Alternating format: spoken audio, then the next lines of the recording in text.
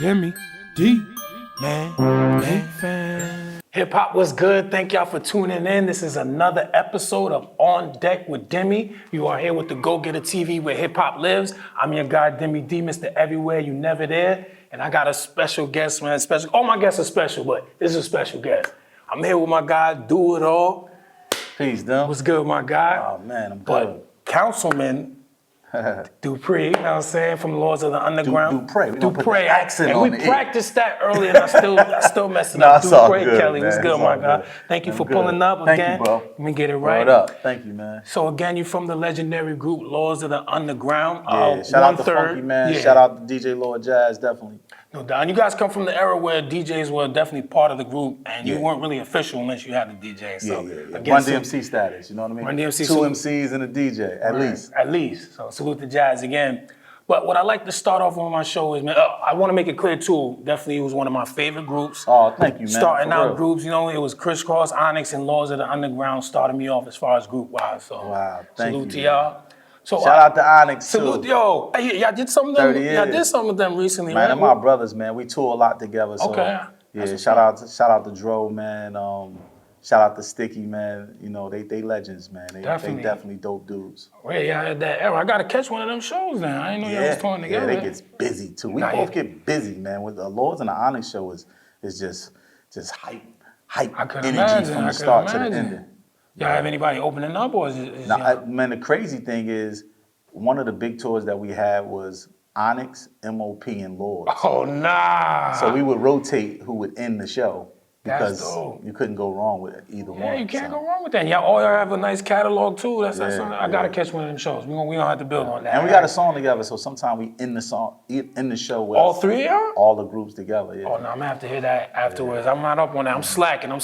Well, Onyx and Lords has the song together. Okay, not MOP. And Okay, yeah, I 'cause got a song with Fame from MOP. Okay. Yeah, so Yeah, because I know y'all did something with Snow Goons. Y'all Onyx. Okay, okay. So yeah, I gotta tap in. I'm tapped in, but I gotta tap in. yeah. But what I like to start off with though, man, especially you being a part of the game early. I know it's earlier than the '90s, but that's still early as far as like mainstream and commercial and labels and all of that. Right. What does hip hop mean to you? Hip hop is everything, man. Hip hop is life for me. You know, hip hop is the culture. You know, when you hear Funky Man and Chief Rocker say, "We live for the funk, we die for the funk," like just erase funk and put hip hop in that place. We live hip hop, we eat hip hop, we walk hip hop. It's our life, and it's a testimony to how I was raised. You know, I was raised off of hip hop, and I do hip hop and bring hip hop everywhere I go. At every table, at every room that I walk into, I bring hip hop with me. You know, because I am hip hop. So No doubt. hip hop is my everything, man. No doubt. I can relate to that too. And I don't want to forget this point you mentioning that. What did you think about when Biggie used that line for Machine Gun Funk? Were y'all hyped up or y'all wasn't really aware who he was yet? No, we knew Big. You know, I got a couple of a-hole moments in hip hop, right? So, you know, we on top of our game. We popping. Is it first album status or second album? First album stat. Okay. First single stat. Like first couple of singles. I don't think the album was. Yeah, in y'all out, was cooking. But we was cooking, Y'all right? was cooking. And you know, Diddy used to throw these parties on Wednesday night in the city. Used to be rocking. I think I might have had he used to have a white 4-door. I don't think it was a 5. It might have been like a 3 Series BMW. But it was ill. I think I might have had a gray one or something with the white guts, and the two-way pages was out. I was at a club or a spot, and I had 2 females with me. I'm chilling. I'm basking in my teenage years, and Diddy walks up to me like, "Yo, we gonna be in the studio tonight with my artist Big." He's like, "I want you to come through. We was thinking about sampling y'all voice, but if you here, just slide through." That would have been crazy. I said, "All right, just beam me your information and I'll holler at you after I finish. If I'm done, I'll hit you up."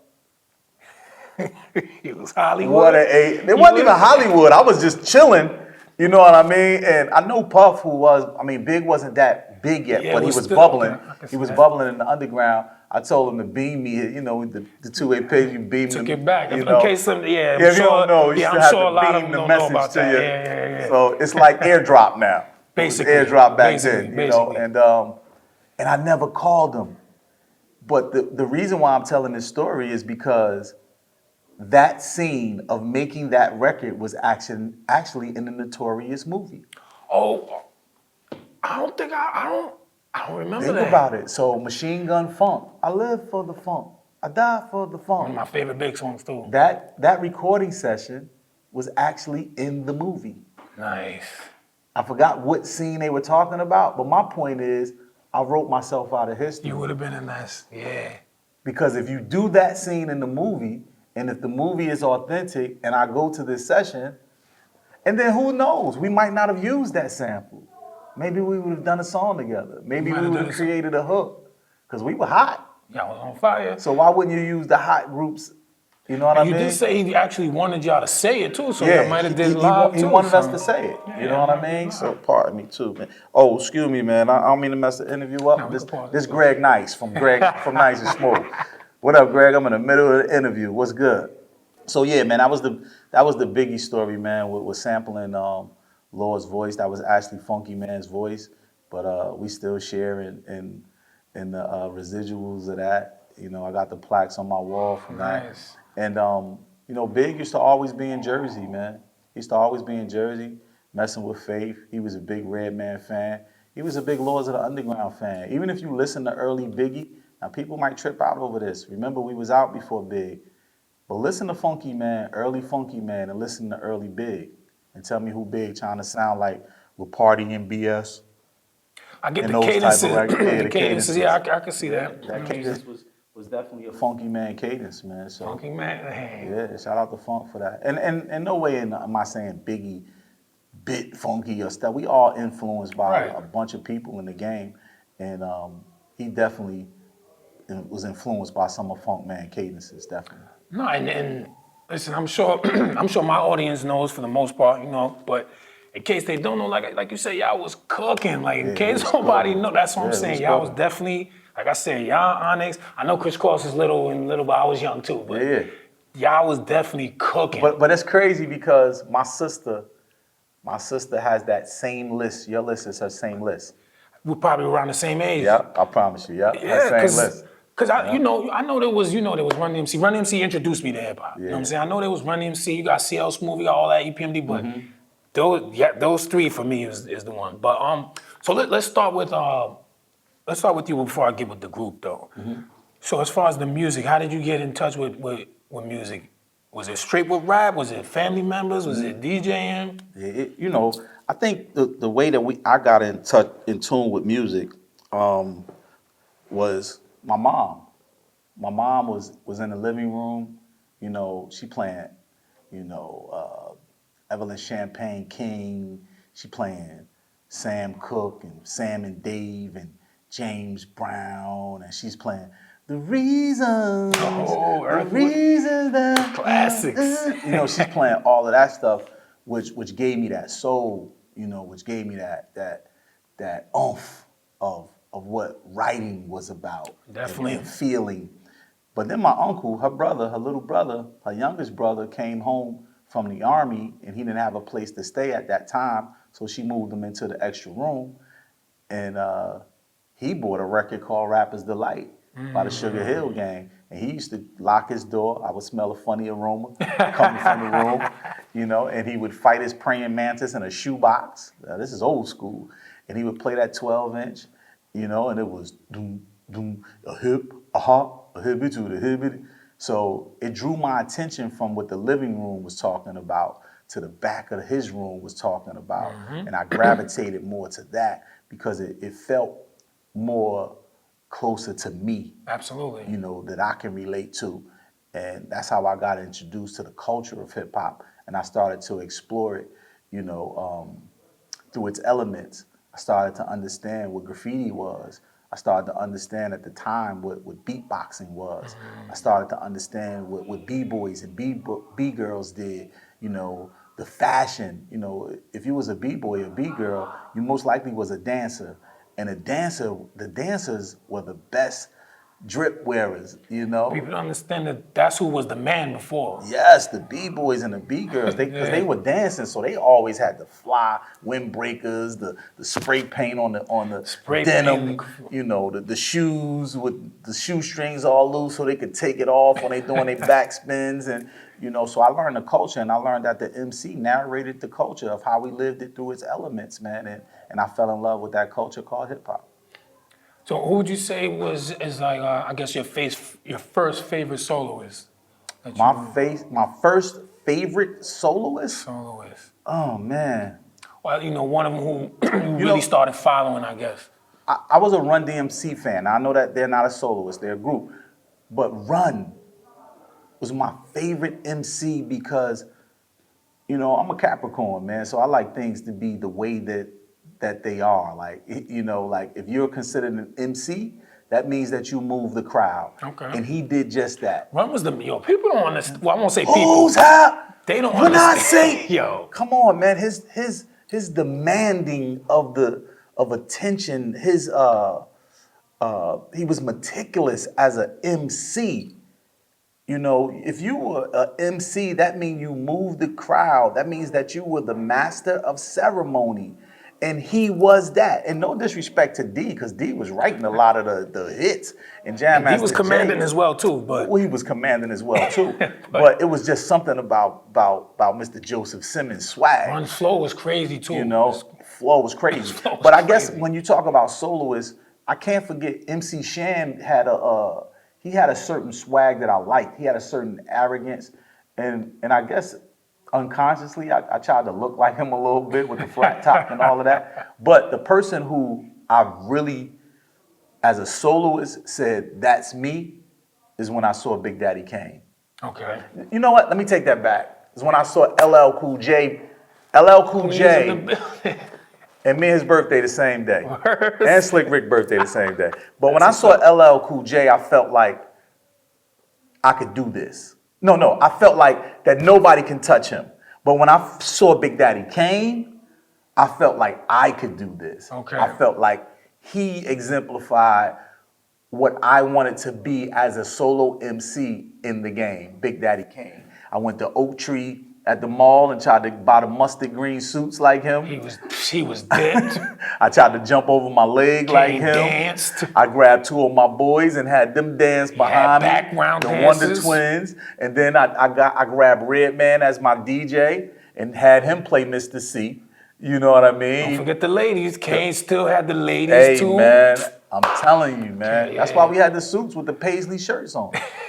That's it. Kane was my father's favorite, one of my father's favorite too. So yeah, salute to Kane. And then one year, man, like, you know, growing up in the game and getting the opportunity to meet Big Daddy Kane, he was always so dope and smooth. He was one of the first MCs that I wrote the lyrics down and I copied the cadence and I studied that. He was the only MC and the first that I've ever written the lyrics down and studied them. And then I opened a studio up in Newark, New Jersey, and I got a call from his manager and said, yo, you know, Kane got to do something. He's around Newark. Can we jump in the studio?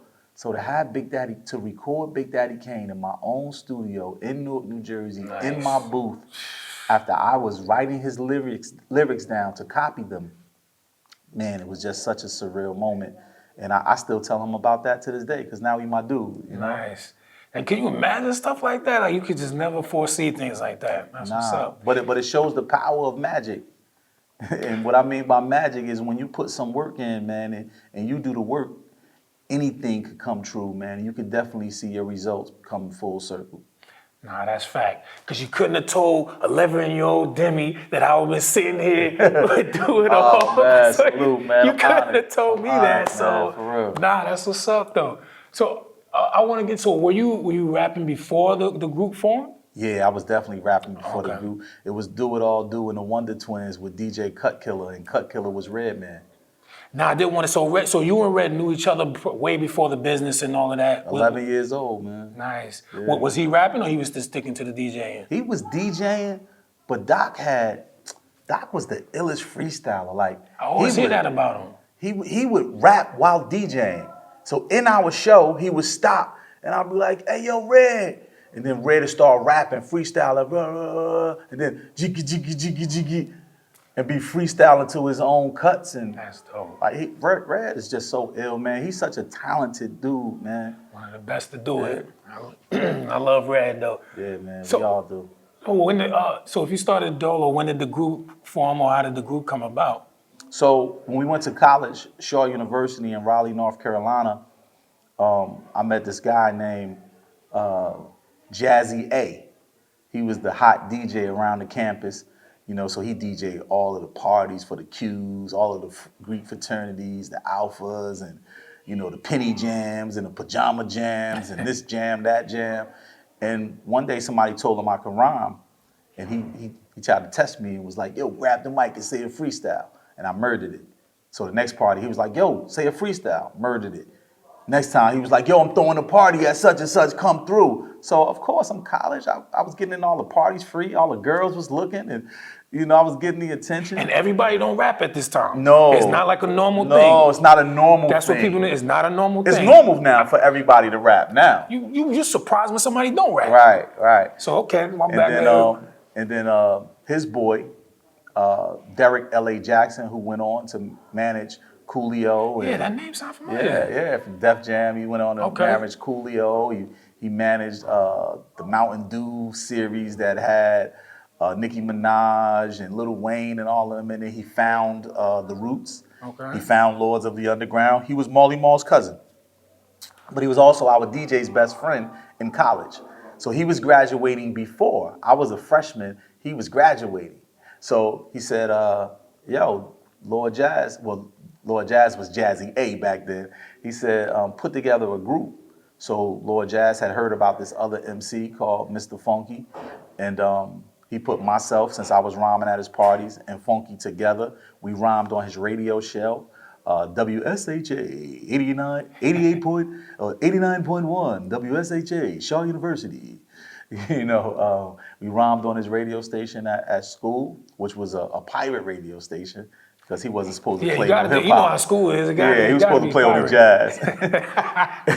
And the whole Triangle area at that time was like, "Yo, who was those dudes you had rhyme up there? Have them say it again."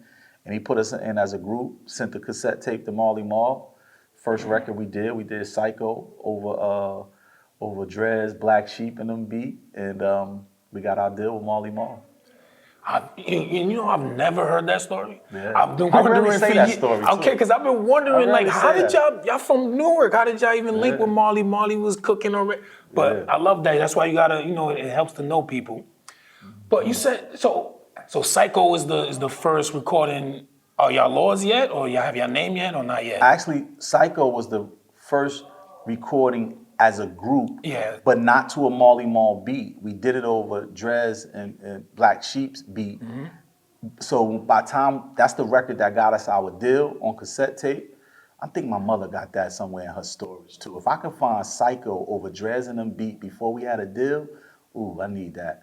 But the first record we ever did to a Marley beat was a record called Check It. And that's the record that we put out. And then we re-recorded Psycho again to a Marley beat. Yeah. So what's the first official single? Is it, because my pops always says Psycho. Psycho was the first official single, or is it Check It? Check It. Okay. Check It. Check It was a beat record we dropped to check the temperature. That beat is crazy. Oh man, it got so much love. And then we had LL Cool J, my idol, in the video. We had Paula from Fridays. That was Jazz Girl at the time. We had her in the video. So we had two stars in the video plus Marley. And it was just amazing, man. And I can imagine. We had all our people from our hood in there. We still live on our block at this time. And it was just crazy. It just started to take off. And then when Psycho came, though, that's when we just started catching flights, thinking we're coming back in 2 days and then come back for 30 days. And I wanted to ask about that. So, because you got the demo now, and you already know who Marley is. Of course, so idol. Are you thinking it's a go, or you still skeptical? You on some wait and see? Man, I'm gonna tell you, look, when we got our deal, Derek L.A. Jackson, man, that's my brother. he was a talker, like he was a fast talker too. Oh, So, but he wasn't lying. But I come from where you when you fast talk. fast, it's over. You know, so I be like, yo, man, I got my cousin. You know what I'm saying? Whoa. You know, that's how he was talking. So, you know, coming from North, I didn't believe him. He was actually used to get on my nerve. I used to be like, man, this I can dude. see that. And that was Jazz Man, so it wasn't my man. So I used to be like, yo, Jazz, man, this dude is gaming us, man. And remember, I got Redman as my DJ. He just got his deal with EPMD. Oh, so what's the time frame on that? Yeah, so I introduced Redman to Eric at a club called, first we were at Salt and Pepper's Gold Release Party in New York. Okay. Me, my man Bree the Bega, Jam C, and Bree and Jam was like, yo, there go Eric, introduce Red to him. They were like, introduce him. But they were like, introduce DoItAll to Eric, because I was the rapper. Okay. So you had your deal at this point already? no, I didn't have a deal. We were just at the Salt and Pepper's Gold Party. And they were trying to introduce me to Eric. And Eric was like, yeah, man, just give me, just give me your phone number. I'm gonna be down at Sensations this week. We're gonna play at Sensations. I'm gonna be down there. Just come down there and I want you to rhyme for me. All right? So this is all for me. But Redman is with me. Red, Jam C, Bree. I get sick or something and I don't go to Sensations. So I tell Red, we're a group. Yo, go down there and represent for us. So Bree, the beggar, tells Eric, yo, Red rhymed too. Red was sick with the freestyling and all that. And Eric called him back there with Parrish, and Red was like, Redman ready to rock rough rhymes, the renegade rapper, rip when it's rhyme time, pump, push a pen and pencil, when I piss, pass pistol posse, flow some old pro. And they was like, you gotta say that on stage with us.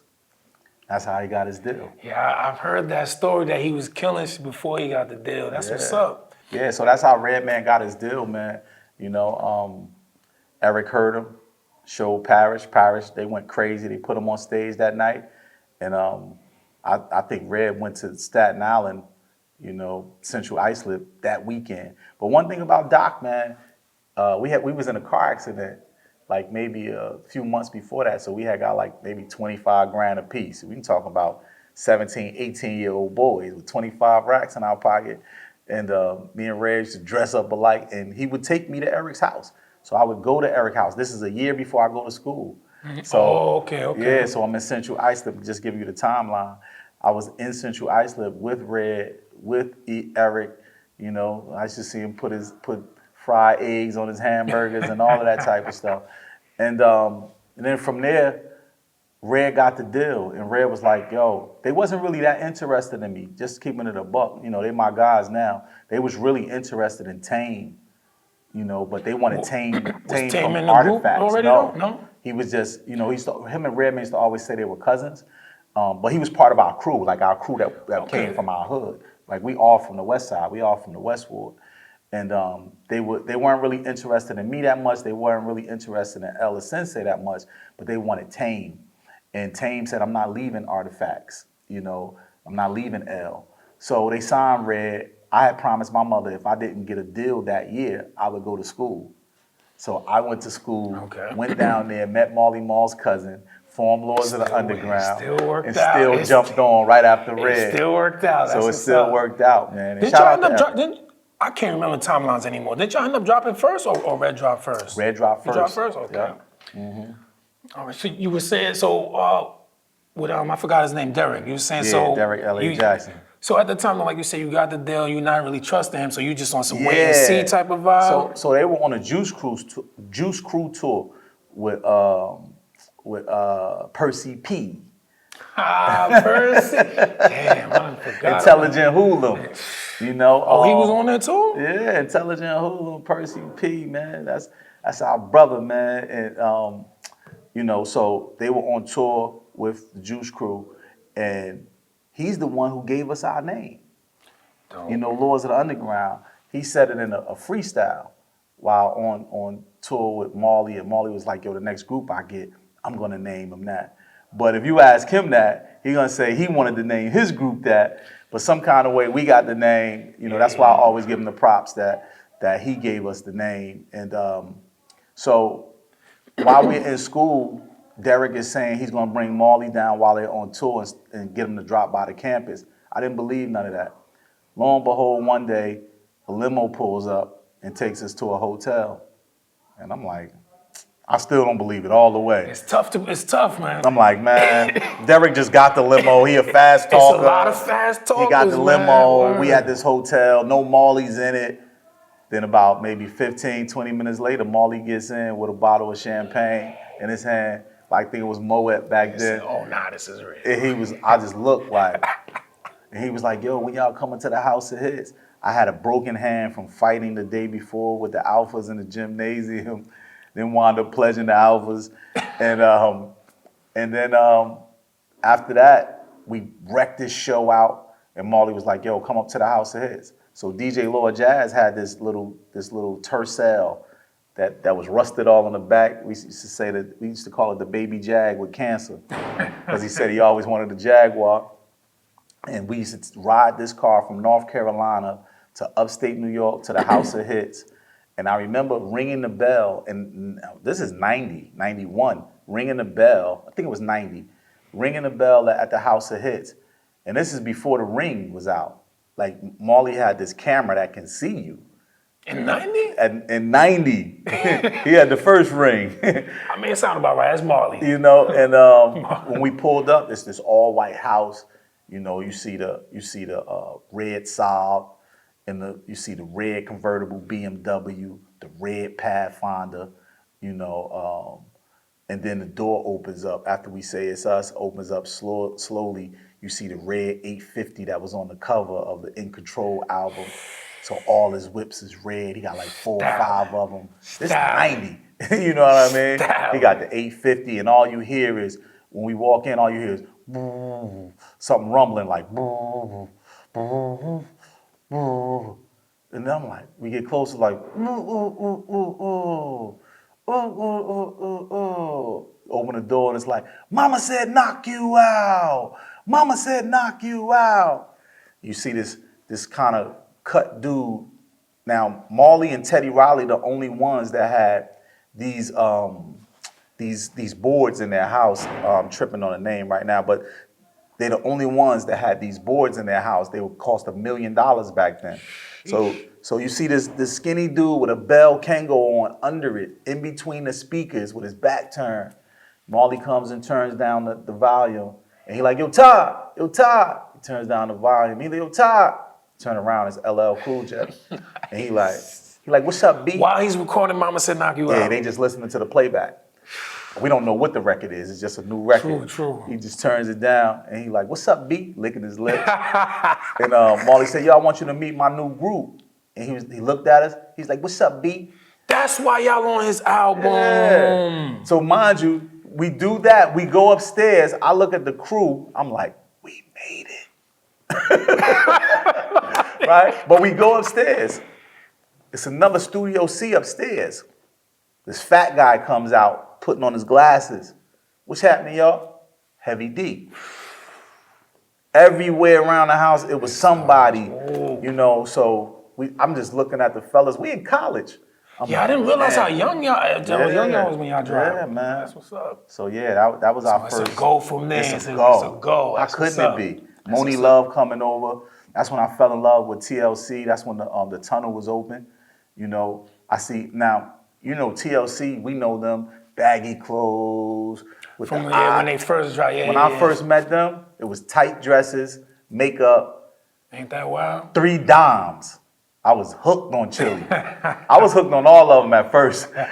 I mean, we young dudes. They in the house. They recording some with Marley. Nobody don't know who they are. They don't know they TLC yet. I'm just like, yo, who them 3 chicks you got down there, Marley? You're like, oh no, they a group that's coming out. A month later, TLC. What about your friends? I'm telling you. Nah, I love TLC too, though. Man, I love them. TLC. They my sisters now, man. I mean, salute to them. RP the Left Eye. RP Left Eye. That was my girl, man. Yeah, I love them too.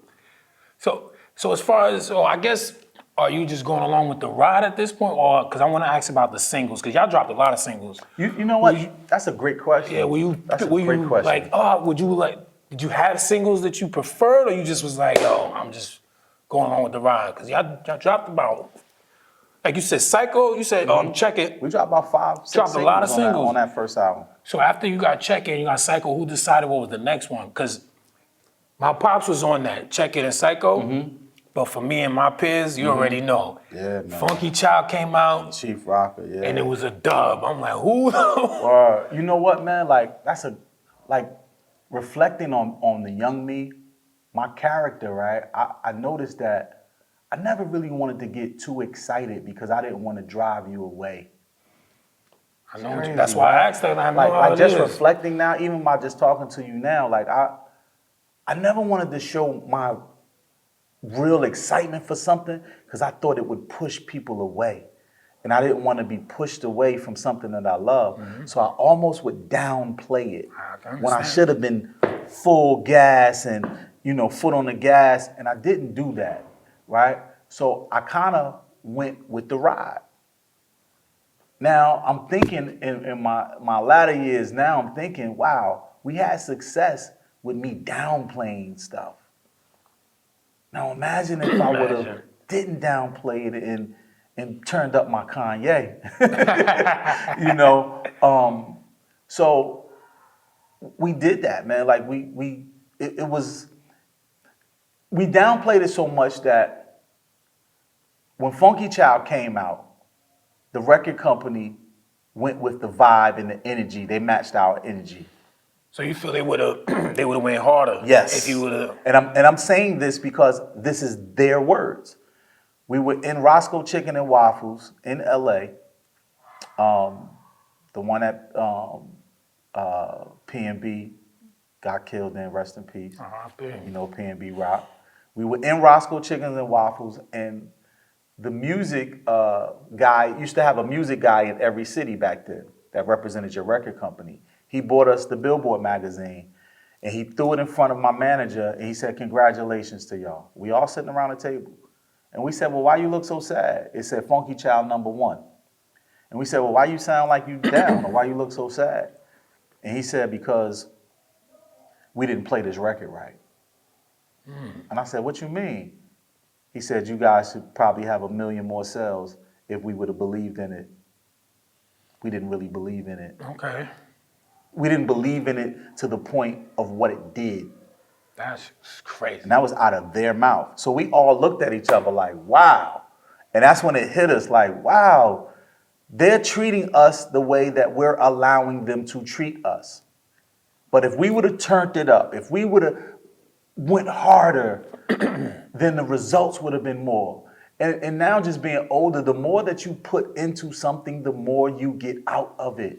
So don't downplay who you are, what you are, and what your talents are, so you can receive the results that you deserve to receive. And we did not receive the results that we deserve to receive at that present time because of us. You are who you are and where you are because of you. You can't blame anybody. My mama on crack, my daddy wasn't around. When you get to say, when you have all your mental capabilities and your physical capabilities about yourself, you are who you are and where you are because of you. You get to say yay or nay. You get to go harder. You can't blame nobody because they run faster than you. They jump higher than you. That means you just have to get up earlier. You have to push more weight. You have to put more into it. So we did that, and Chief Rocker went top 40. Chief Rocker Number one across the country. But it just goes to show, wow, why didn't we do that with all of our records? We did it with Chief Rocker, and now everybody goes, Chief Rocker is the #1. Yes, because of the energy we put into it. And people don't realize that even Here Come the Lord single is about equivalent to what Chief Rocker sold. And back then, it was selling more than Chief Rocker just because of what Chief Rocker did. And the mindset that changed when they told us Funky Child was #1 and we only put a little bit into it, you know? But it's a learning process, and labels.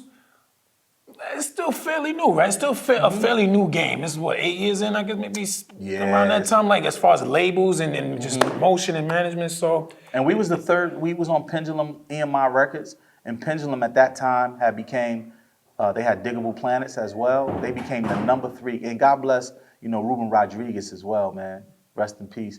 But we had the #3 label. It was Death Row, Bad Boy, and Pendulum.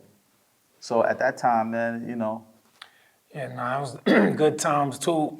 So at this point now, like you're cooking. Well, I don't want to skip that. I do. There's something I do want to address though. This has been an ongoing debate. Here Come the Lords. Right. This is a song about Dazzy. Y'all was getting, people were saying y'all was biting off of them or copying off of them? So, I mean, if you listen to our records, we never diggity anything. That's why I don't, but I can, maybe the cadences, but y'all never diggity nothing, You know, I tell you what it is. We never diggity nothing. Like, I love Daz, man. Like salute to Yeah, Daz. that's not what, but you know, Like, we gotta get the story over. No, I'm gonna give you the story. Like, so remember, let's go back. I used to always be in Central Islip with Eric Sermon and Redman. You did, I didn't even. I was in the house. Okay. Right the corner of your eye like this too. I was in the house with them. Parrish also found 2 dudes from college who went to Virginia State. Virginia State, Virginia yeah, State. they go down there. Right? So one of those guys was from Jersey. Oh, I didn't know that. Oh, Bugs. No, Dre's. Bugs from Brooklyn. Bugs from Brooklyn. Okay. So Dre's had the Jersey style. Redman had the Jersey style. DoItAll Funky Man had the Jersey style. Nobody was biting off each other. We were just from a similar place that gave you a similar vibe. They were the diggities. Nobody can beat them with that, right? And it was crazy when they dropped all that stuff. The one thing that made it seem like that we were emulating them because they came out first. The person who produced the Sewer video, Straight Out the Sewer, crazy record. Crazy record. Also produced Psycho. So then that's something that started in cause I wouldn't know. Right. At this time, I'm only listening to music, Right. so I don't know the backstory. So video producer directs the Sewer, Then and he produces Psycho. directs Psycho, and he makes our video look like we're coming out the sewer, even though it's in an abandoned building. So the edit made it look like we're coming out of a sewer, but we're in an abandoned building. So while filming, we think we're in an abandoned building, and this is how it's going to be shown. When the edit comes, it looks like it's a DOS. He did it Like, similar to DOS Effects video. Okay. So now, not even DOS, the media goes, who is these 2 rappers that's coming out, because they're not including Jazz as the DJ at the time, that's trying to sound like DOS Effects. And they would ask that in interviews. Young boys, ain't nobody trying to sound like no DOS Effects. Man. They asked DOS, who are these rappers trying to sell? Y'all trying to sell, who these Laws of the Underground? Man, we ain't doing Laws of the Underground, we DOS Effects. So now the media is creating this. They got a crew from Brooklyn and out of Jersey. We got Zoo Crew and our people from out of Jersey. When we see, it's all just tension from media. And remember, stuff. magazines used to come out and media used to come out every 3 months. So it took a long time until we met each other at the Palladium one night. They coming down the stairs deep. Dudes from Brooklyn and Jersey. We coming up the stairs. We got Jersey and Zoo Crew and all that behind us. It could have been ugly. But we said, yo, what are we doing? We asked each other. We chopped it up right there, and we've been boys ever since. Yeah, that was nice, serious, you know, and you know, it's all in the spirit of hip hop and competition. It never shout has out to to get Books, crazy. man. Yeah, Shout out it never to has get Dre's, crazy. man. They're my dudes. Yeah. And we would think we went on a tour with them a couple of times, man. And we were trying to do a project, man, called Underground Effects. I think I saw something like Yeah, that. we Yeah, was trying to do y'all something put that like in the air before. Yeah, Okay, yeah. I remember that name. No, that's what's up. I mean, I was always a lost guy anyway. But, No doubt, man. I appreciate that. But nah, so at this point, man, you got Chief Rocker, you got Funky Child, Psycho. TikTok. You guys, well, I didn't even get to. I'm just after you put now your first joint out and that LL. I'm glad you brought that story yeah, up LL, because I've been wondering in case you've been under a rock or something, you don't know LL catalog. LL wasn't collabing like that. No. Especially the first what 6, 7 albums. He wasn't collabing. He was not collabing. So I'm like, how my guys get on here? But nah, that's what's up. Shout out to Marley. Also, too, though, I want to shout out K Def, man, because once Marley's in the building, K don't even get no shine. Yo, K Def did a lot of y'all stuff too, bro. K Def is from Jersey, and shout out to Derek L.A. Jackson again for discovering. I don't know if you want to say discovering K-Def, but brought K-Def to our Alley-oop, fold. the alley-oop. He alley-ooped it. He was from Jersey.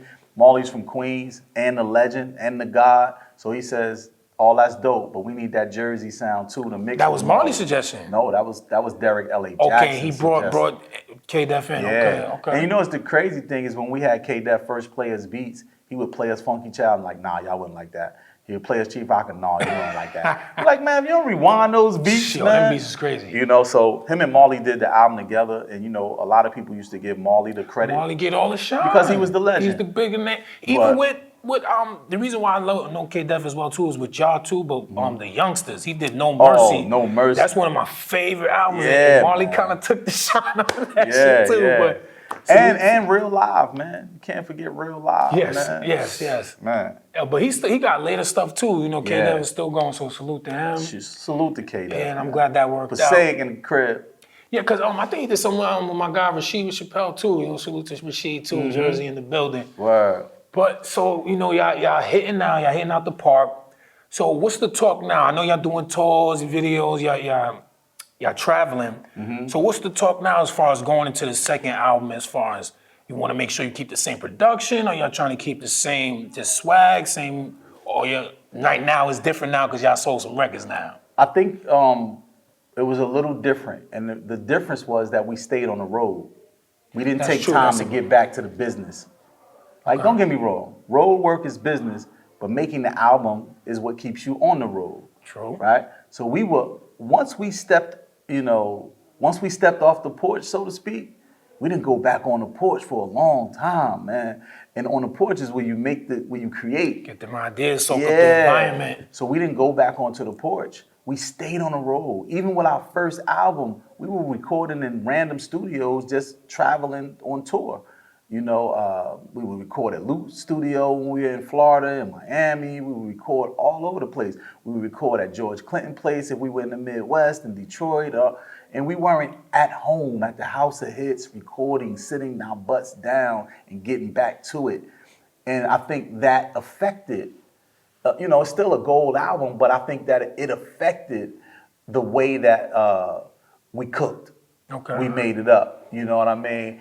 And it's crazy because nowadays, I don't think that would affect it. I think that would enhance it by just being everywhere. But when you focusing on singing all of these songs that made you a success, we young, we rich now, there's girls everywhere, you know, we in that lifestyle. And now we got 1,000 people in the studio. Are we really working? You know, we got girls over here. The intensity ain't the same. You know, but when it's just 3 or 4 guys or 5 guys with K-Def in the studio or 6 to the max, we hungry. You know, but when you got Lobster in the studio now, you know. Yo, Ghostface said the same thing. Yeah, Salute man. to Ghostface Killer.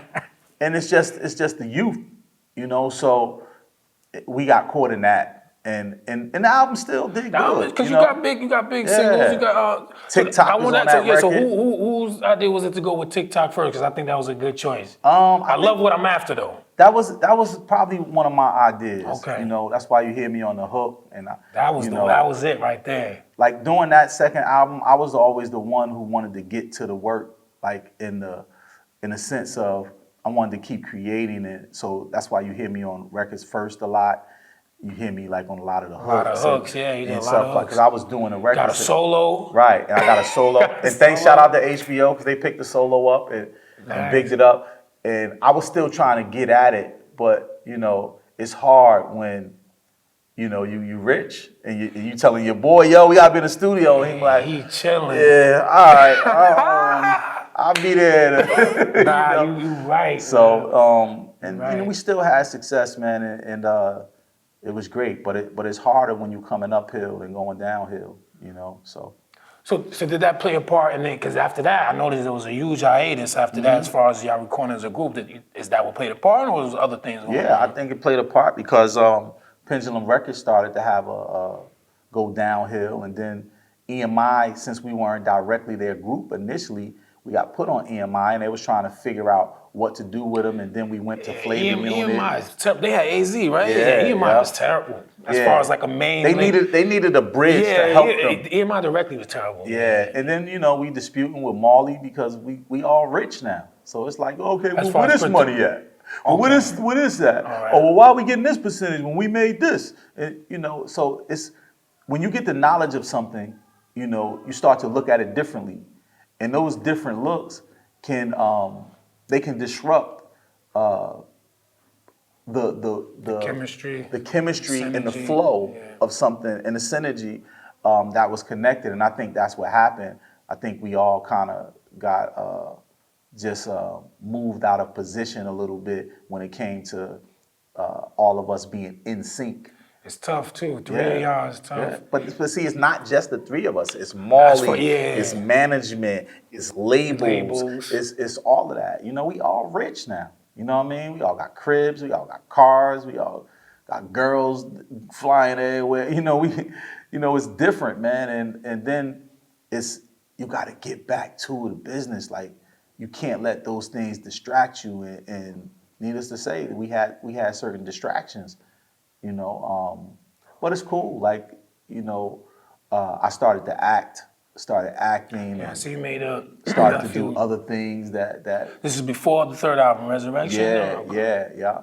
You know, I started to audition for certain movies and started getting roles on television shows. Yeah, you were always visible. I tried to stay, you know, I feel like you are good as your peers. So I can't be hanging around Redman and all of them who are still doing it, and I'm doing the woe is me, or you know, one of my good friends, Michael Bivins, and they touring the world, and I felt like I had to, you know, their energy kept my energy up, you know. Yeah, because I'm sure like after, maybe 3, 4 after 4 years and y'all ain't dropped no album. I don't know. I can't imagine where your mind state is at. Yeah, Funk didn't want to do it anymore.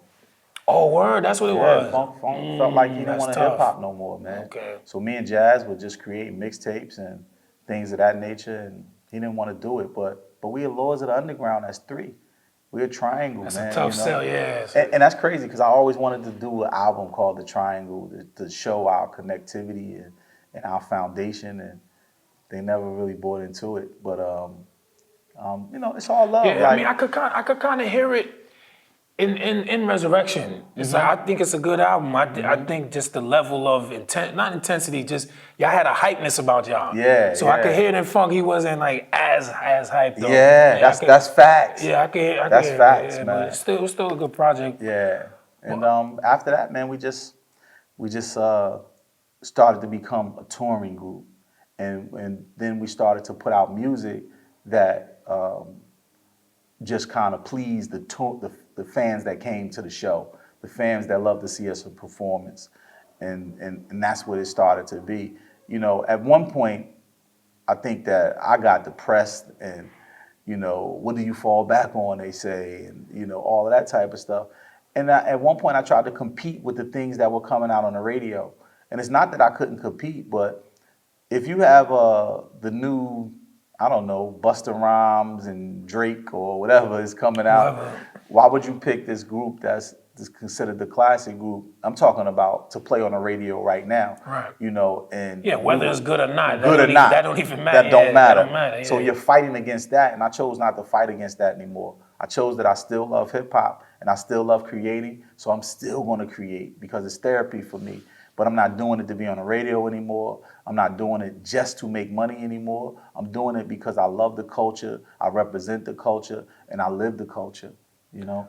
I live off the funk. That's I die right. off the funk. Nah, that's what's up, man. I'm glad to hear the story and your journey. And you know, like you said, you definitely left your mark and you're making your mark.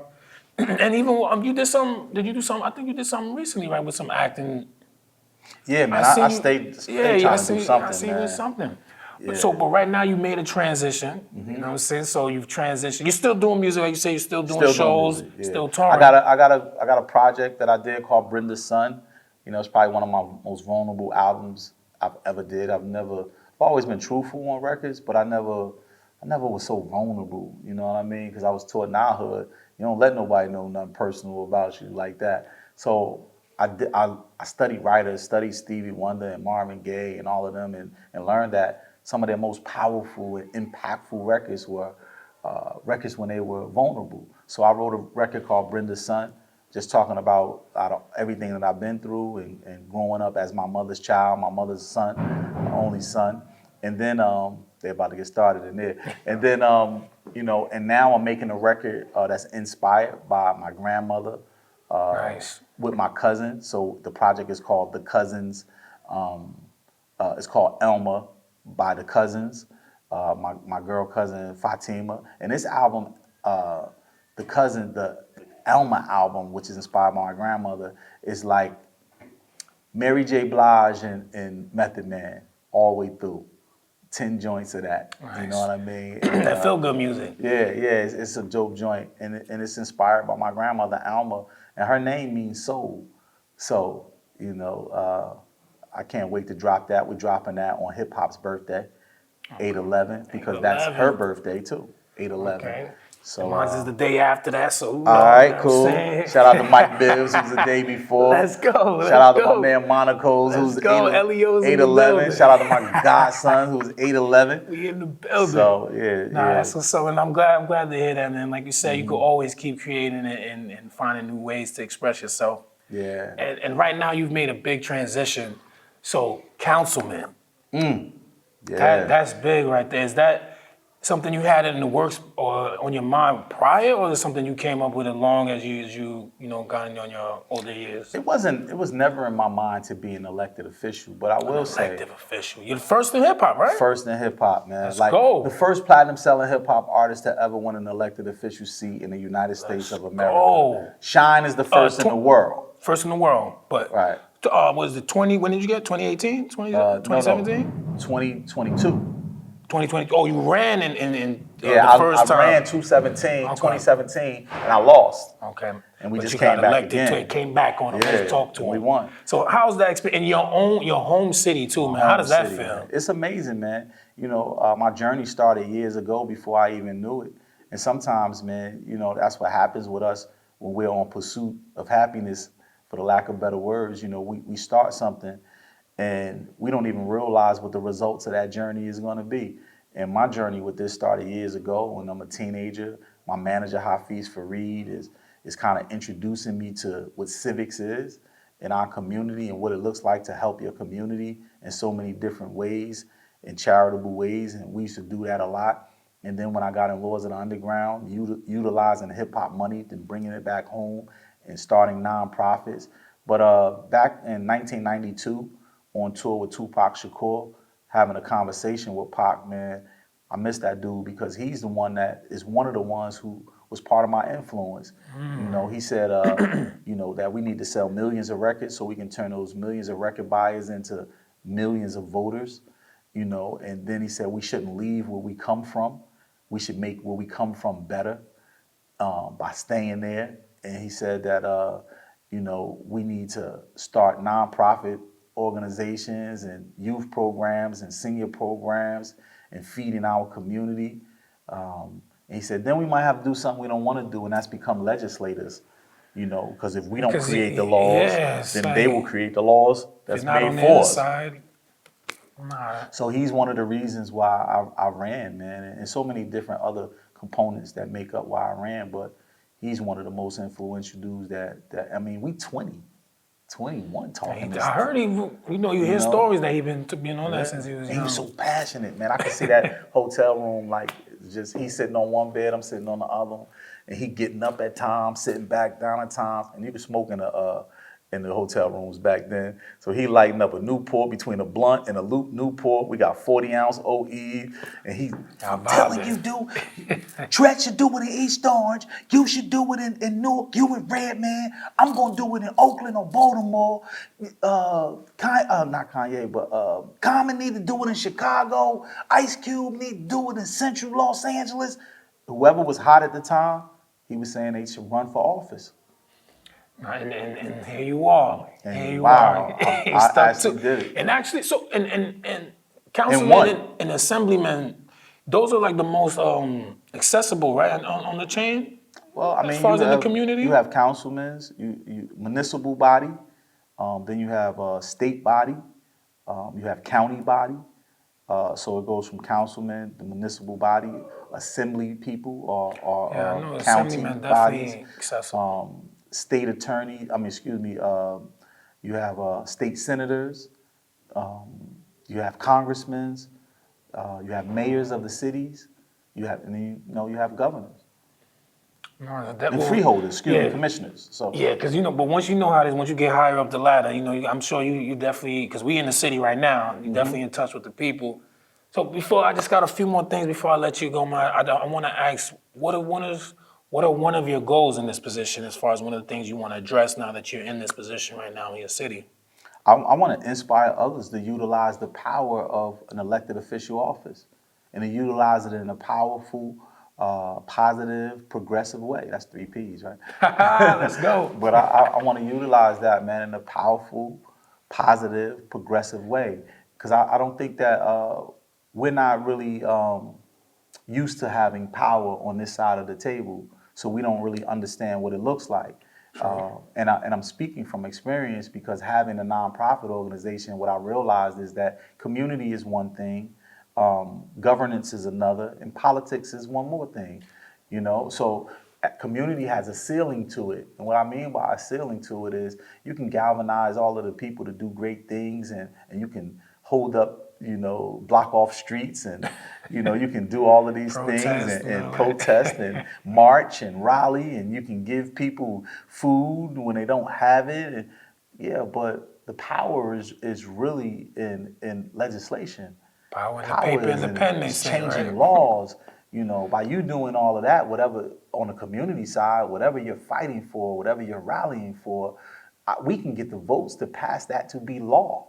So that is what's really good, and learning how to govern. It takes a walking through. Like, somebody can say, "Oh, I can be a better this or that than this person."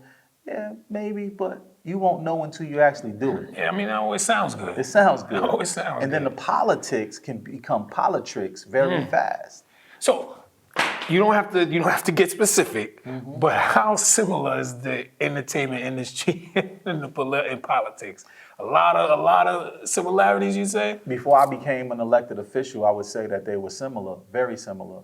And I think they are familiar, but they're not the same. I think that politics are actually stronger. And what I mean by that is that the things that you have to deal with in politics, you can kind of roll over or get by or pass by in the entertainment game. You sell a couple of records, people forget what you've done unless it's something that's fatal or extreme circumstances. Yeah. But in politics, you got to be careful, because there's no permanent friends and there's no permanent enemies. Okay, I see what you're saying. Okay, so at any moment somebody could flip on you. Yeah, right? I got you. And you can flip on me today. In hip hop, I could be like, all right, I'm gonna make a diss record, and then we'll hate each other our whole career, right? But in politics, you can flip on me today, and then tomorrow I need your assistance, or you need my assistance. Eat at the same table, we're trying to say. But that's politics for you. Yeah. So, but I do want to say, man, it's very inspiring to see, and I'm hoping that it can be influential to other people as far as not being trapped or feeling stuck in your history or just in your own mindset. There's nothing wrong with progressing or trying different things or getting involved with community. So before we get out of here, I just want to ask a fan question. I just need to know, give me 3 of your favorite debut albums, group, solo, it don't matter. 3 of your favorite, not the best, albums. Not all time, just 3 of your favorite joints.